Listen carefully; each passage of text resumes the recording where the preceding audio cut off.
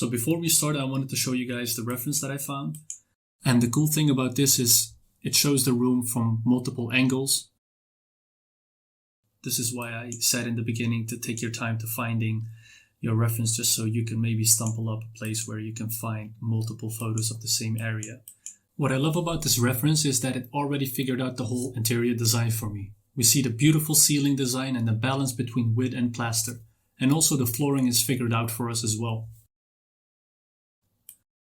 And a quick reminder, I will have this reference next to me on my second screen. And before we start, I like to pinpoint that this is not going to be a Blender tutorial. I'll obviously be as thorough as possible, but I recommend everybody just looking up a good Blender tutorial before you start this.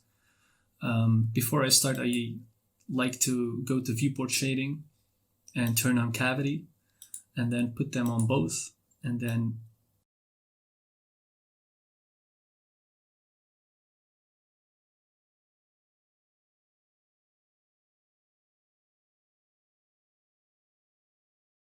what this does actually, as you can see, is it gives like an ambient occlusion around the edges, and this way I could be more precise with the modeling and I can see the forms better while I'm modeling everything. So yeah, let's start. So I'm starting off with the middle wall and trying to figure out how big the size is of the doorway.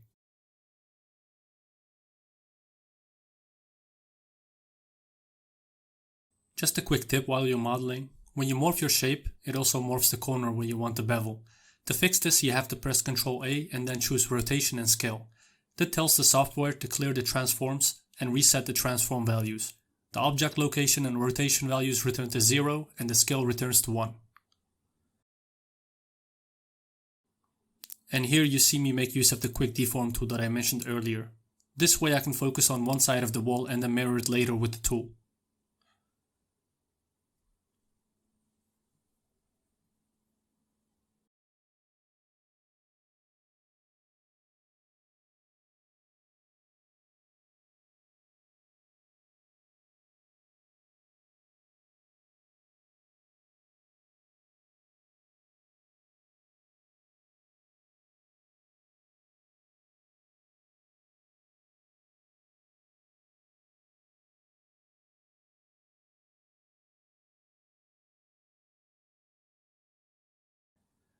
I also use a lot of Boolean. I just prefer to make the shape I want to cut out of the main one. The Boolean is located in the modifier.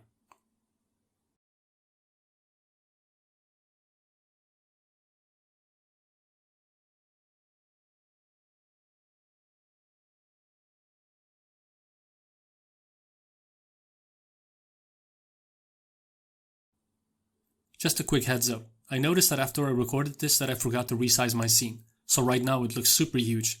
You can tell that when I insert a flat plane mesh it looks small, but usually a cube mesh is 2 by 2 meters tall. This just shows that everybody still makes mistakes, but it's important to notice this and fix it. It's important that our scene is as close to reality as possible.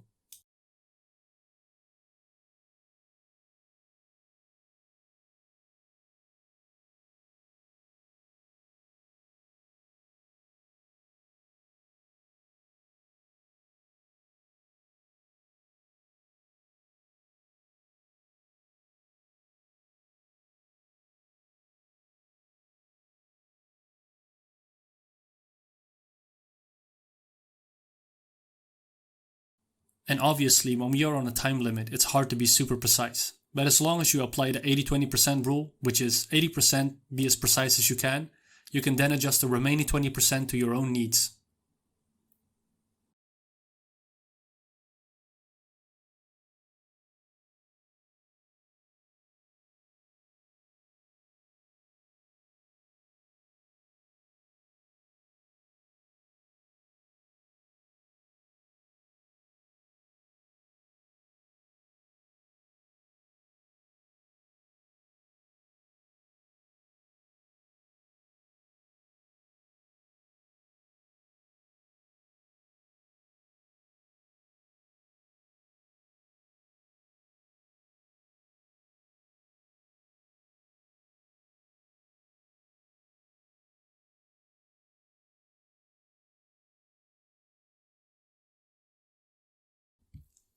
I put a camera there just to see how it looks like from the viewport, just to notice if the space is aligned with the reference. Nothing is certain at this stage. This is why we keep things simple so that we can adjust as fast as we apply.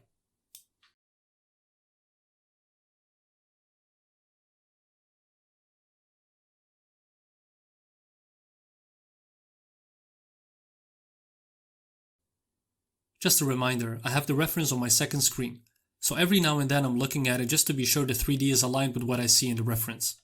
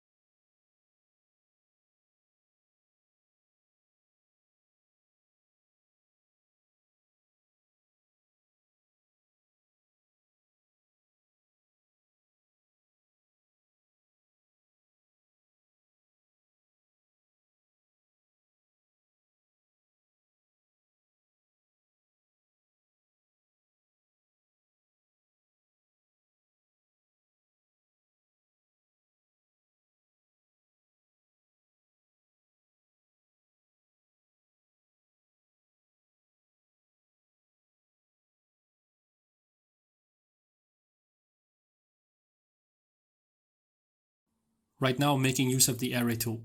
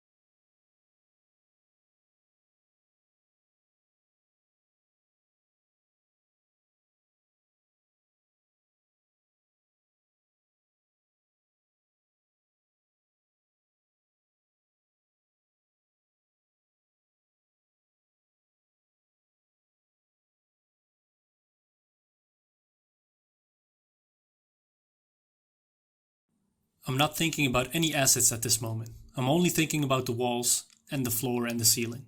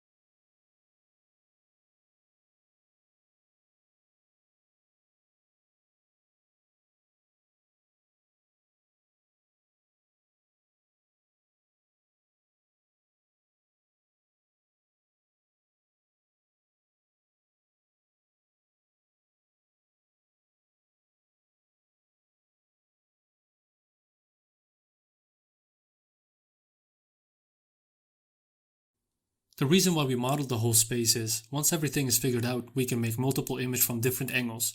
This way, if it would go into production, the 3D modeler can have a better sense of the space.